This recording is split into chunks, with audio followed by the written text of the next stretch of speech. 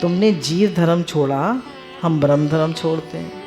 भगवान कह रहे तुमने जीव धर्म छोड़ा तो हम ब्रह्म धर्म छोड़ते हैं।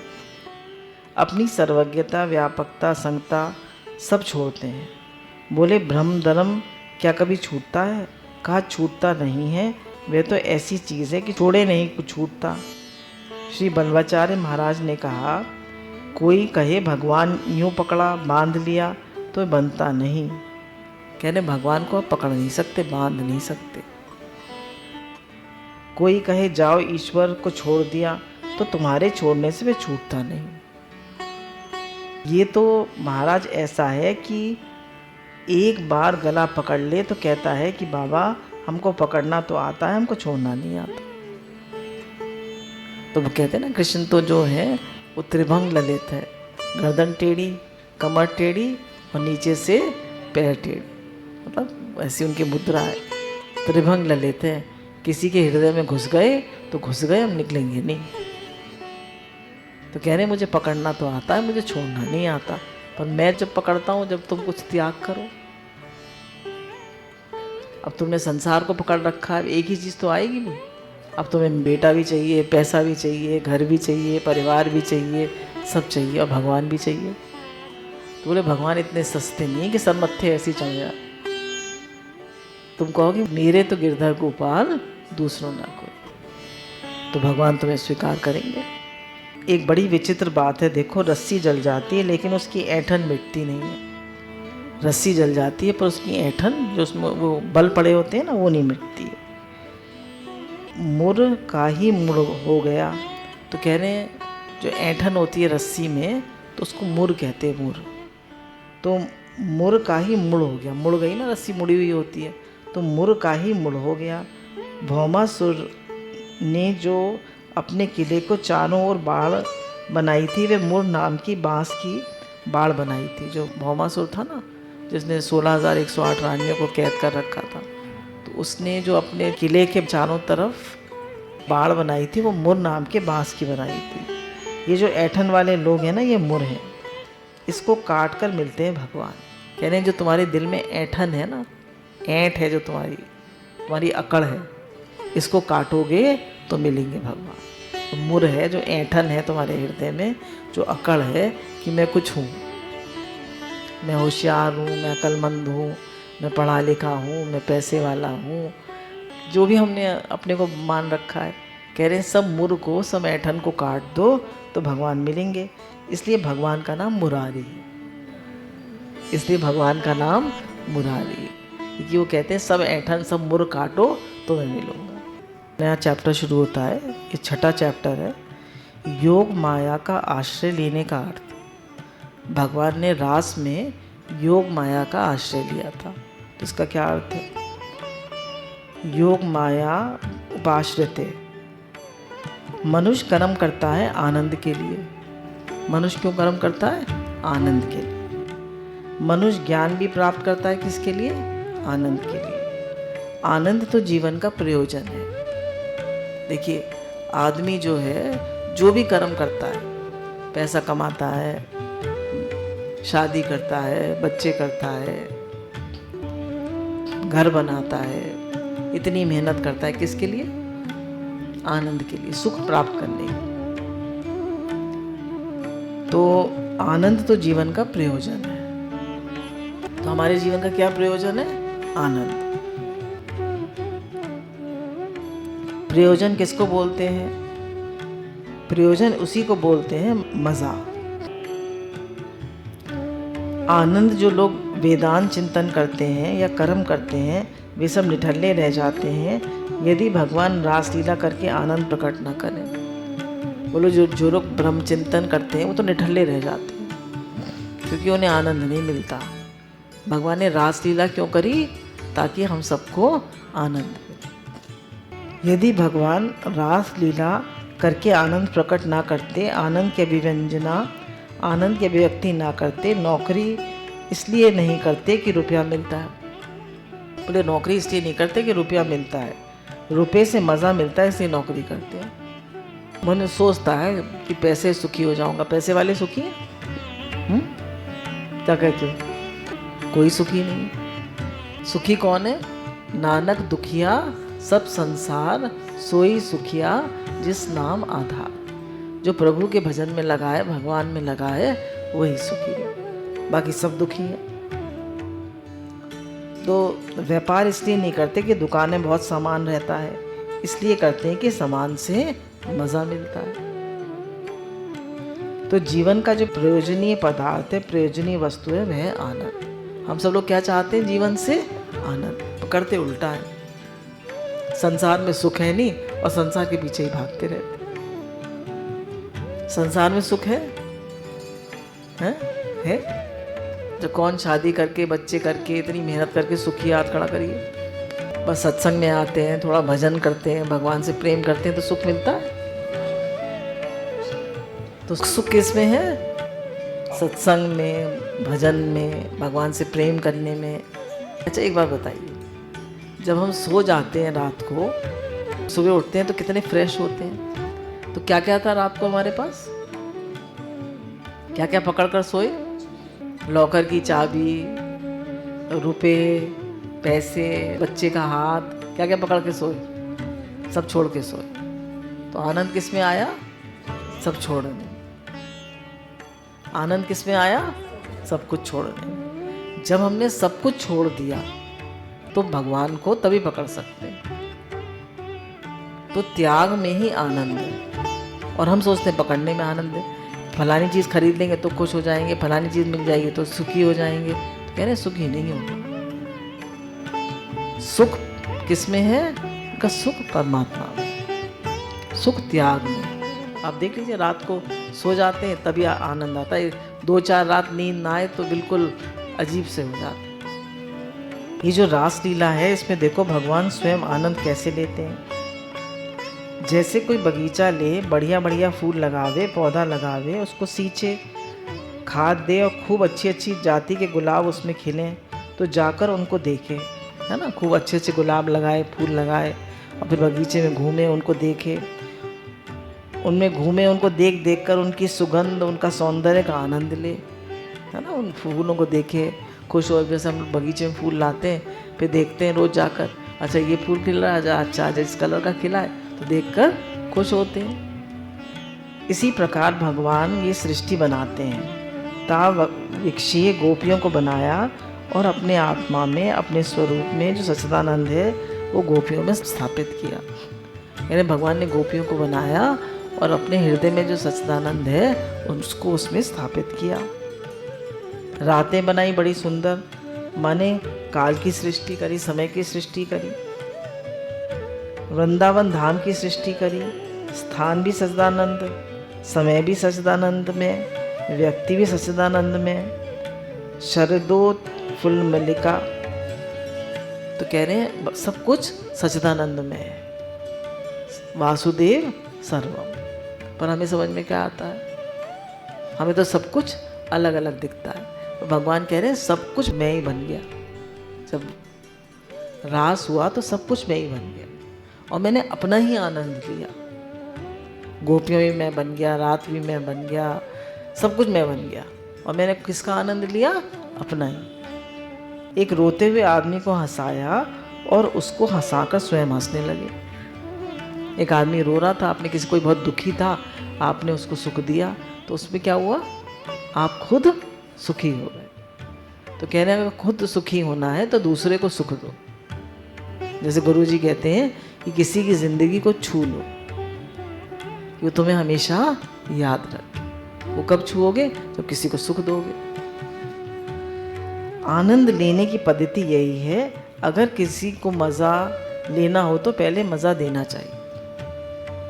कहने अगर आनंद लेना है, मज़ा लेना है, तो पहले किसी को मज़ा दो। जैसे आपका किसी का जन्मदिन है तो कितनी मेहनत करता है, वो पार्टी लगाता है, पार्टी करता है ना, सबको बुलाता है, तो ऐसी पार्टी हो जाती है।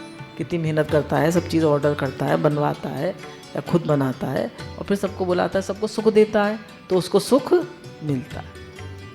अगर वृंदावन से श्री कृष्ण आनंद लेना चाहते हैं, गोपियों से आनंद लेना चाहते हैं, रात्रि से आनंद लेना चाहते हैं, तो पहले उनको आनंद देंगे, तो फिर उनसे आनंद लेंगे। बिना दिए कोई ले नहीं सकता।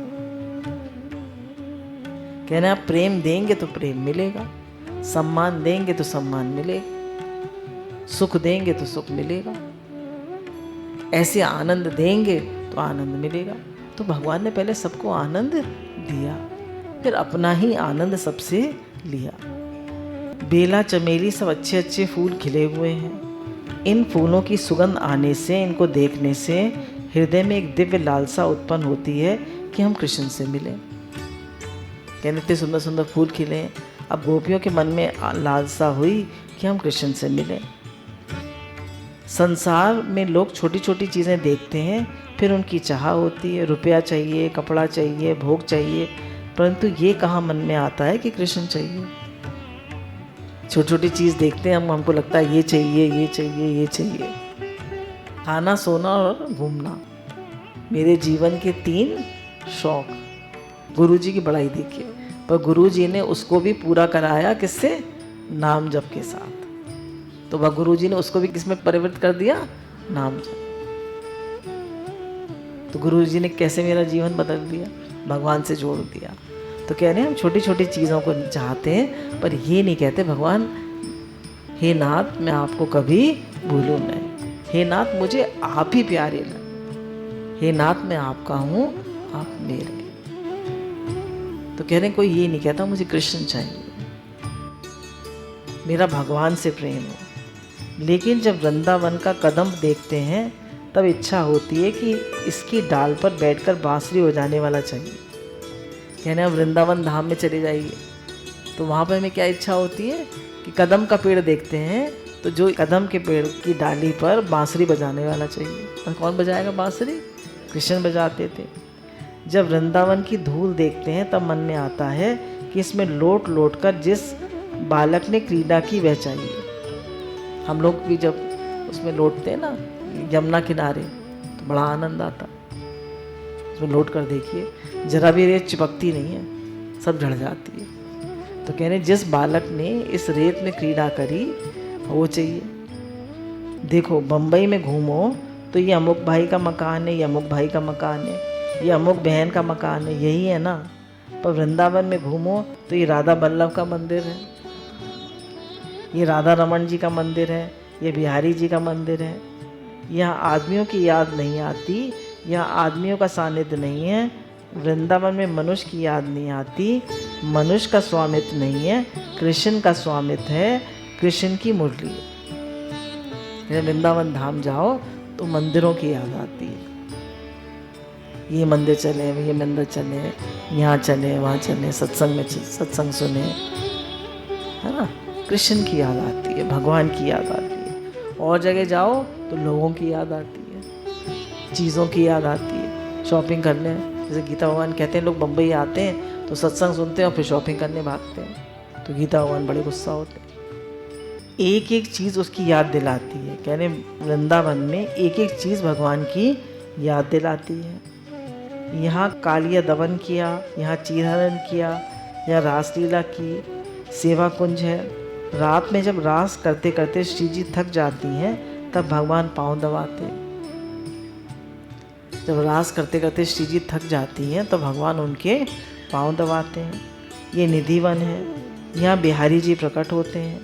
एक एक चीज़ जो वृंदावन है अब भी मन वही हो जाता है, वैसा ही हो जाता है। कहाँ? उस जमुना किनारे जब जाते हैं तो ऐसा ही मन हो जाता है। वृंदावन की महिमा बहुत है, बड़ी विलक्षण महिमा है। क्यों? ये वृंदावन धाम हमें किसकी याद दिलाता है? भगवान कृष्ण। शरदो फुल बलिका, जैसे हृदय में बाढ़ लग जाए तो पीड़ा होती है। जिसके हृदय में कृष्ण प्राप्ति की इच्छा हो जाती है उसके हृदय में पीड़ा होती है। जिसको प्रेम हो जाए ना, कृष्ण से प्रेम हो जाए तो उसके हृदय में पीड़ा होती है। कब भगवान दर्शन देंगे? और प्रेम की एक पीड़ा होती है। जैसे कहा कि प्यास ही जानो राधा जी का रूप। तो राधा रानी का क्या रूप है? प्यास, प्रेम, तड़प, कि कृष्ण से मिलने की तड़प। यही राधा रानी का रूप है। तो कृष्ण प्राप्ति की इच्छा हो जाए, उसके हृदय में पीड़ा होती है, और वे पीड़ा जो सहने के लिए तैयार नहीं, उसको प्रेम के मार्ग में पाँव नहीं रखना चाहिए। कह रहे हैं जो प्रेम की पीड़ा सहने के लिए तैयार नहीं है ना, उसको प्रेम के मार्ग में पाँव नहीं रखना चाहिए। इसमें पीड़ा ही निर्माण करती है, वही महाऔषध। कह रहे हैं जो भगवान के लिए तड़प है, भगवान के लिए जो व्याकुलता है, कह रहे यही महाऔषधि है प्रेम। भगवान से मिलन की तड़प, भगवान की याद की तड़प, कह रहे यही महाऔषधि है। इसमें बाहर की दवा नहीं खाई जाती। ये जो प्रेम का दर्द है, इसी से डर बन गया। आगे के लिए डर होता है कि कहीं मर ना जाए, उसके दर्द हो गया। यह जो दर्द है, तेरी याद में दिल ने जो दर्द दिया, तो ऐसा मज़ा मैंने उसका लिया। ना करूं मैं दवा, मैंने खाई है अब तो दवा की कसम। कह रहे हैं कि जो प्रेम करके जो उसमें पीड़ा हुई, उसका जो मज़ा है, उसकी मैं दवा नहीं करना चाहता। मैं उसी प्रेम की पीड़ा में रहना चाहता हूँ, उसी प्यास में रहना चाहता हूँ, है ना। प्रेम की एक प्यास होती है। तो वृंदावन में पहले प्रेम की पीड़ा आती है। हाथ जोड़कर निकल जाने वाले लोग दूसरे होते हैं। अगर बिहारी जी के सामने हाथ जोड़ लिया, 5 रुपए का 4 आने का प्रसाद चढ़ा दिया, बिहारी जी महाराज की जय, फिर नज़र गई जूता अपनी जगह पर है कि नहीं। बोले बिहारी जी गए, 5 रुपए का प्रसाद चढ़ा दिया, बिहारी जी की तरफ जरा देखा, फिर देखा मेरा जूता जगह पर है कि नहीं। तो ये बात दूसरी है। और बिहारी जी के संयोग से सुख होवे, उनके वियोग में दुख होवे, ये श्रद्धा है कि उनके संयोग से तो सुख हो और उनके वियोग से दुख हो। शर की तरह जो दहा दे हृदय में, जो दुख दे हृदय में, दर्द दे दिल में, एक एक बात, एक एक पत्ता, एक एक पशु, एक एक पक्षी। ये गाय है जिसको कृष्ण चराते थे, वे पेड़ है जिस पर बैठते थे, ये फूल है जिसकी सुगंध देते थे, ये यमुना है जिसमें तैरते थे। कह रहे एक एक चीज़ वृंदावन में कृष्ण की याद दिलाती। यही कहूँ श्याम कहूँ, कुंज में फिरते हैं, भुज भरी भेटव को ये उमगत हैं। यही होंगे, यही मिलेंगे इस पेड़ पर, इस कुंज में। हृदय में जब तक संयोग का सुख और वियोग की पीड़ा उदय नहीं होती, तब तक संसार का दुख दूर नहीं होता। कह रहे हैं जब तक हमें भगवान के लिए पीड़ा नहीं होती और संयोग का सुख नहीं मिलता, तब तक संसार का दुख सुख छूटता नहीं। तो भगवान के लिए पीड़ा हो, दुख हो भगवान के न मिलने में, और भगवान के मिलने में सुख हो, तो कह रहे तभी संसार का दुख सुख छूटता है। भगवान के लिए आंसू आए, भगवान के लिए रोना आए, जब भगवान का प्रेम का सुख मिले तो उसमें सुखी हो, तो कह रहे तभी संसार का सुख दुख छूटता है, नहीं तो नहीं छूटता। प्रेम का जो दर्द है वह दुनिया के संसार के दुख को दूर करता है। तो कह रहे हैं जो प्रेम का दर्द है वो संसार के दर्द को दूर करता है। भगवान के प्रेम का जो दर्द है वह संसार के दर्द को दूर करता है। ऐसी ऐसी चीज़ें भगवान ने बनाई, वृंदावन रात देखकर, वृंदावन की गाय देखकर, वृंदावन की ग्वालिन देखकर, वृंदावन की गुलमलता देखकर, वृंदावन का धूलकणी देखकर, यमुना देखकर, कृष्ण के मन में भी रास की तीव्र लालसा होती है। इतना सुंदर है वृंदावन, उसको एक एक चीज़ देख के भगवान के मन में आता है कि इसका सुख मैं गोपियों को भी दूँ। रास की इच्छा भगवान के मन में आती है। भगवान ने बनाया इसलिए है। अब देखो भगवान ने सब कुछ तो बना लिया, लेकिन मन ही ना हो तब क्या बनेगा। तो एक ऐश्वर्य पक्ष का अर्थ बताया, इसमें माधुर्य पक्ष का। वृंदावन ऐसा है कि कृष्ण को भी लुभा दे। कह रहे हैं वृंदावन ऐसा है कि कृष्ण को भी लुभा दे। आपको कृष्ण के जीवन के बारे में एक बात सुनाता हूँ। सबसे बड़ी माया उनके जीवन में यही है। वह क्या माया है? ये जो दुनिया को दिखाया कि हम बलराम के साथ अक्रूर के साथ मथुरा जा रहे हैं, ये सबसे बड़ी छलना है। अक्रूर के साथ गए ना भगवान जी, जब कंस को मारा तो बोले भगवान अक्रूर के साथ नहीं गए। कृष्ण खुद नहीं गए, खुद तो ऐसे मामूली बन गए जैसे कोई गोपियों का सेवक हो।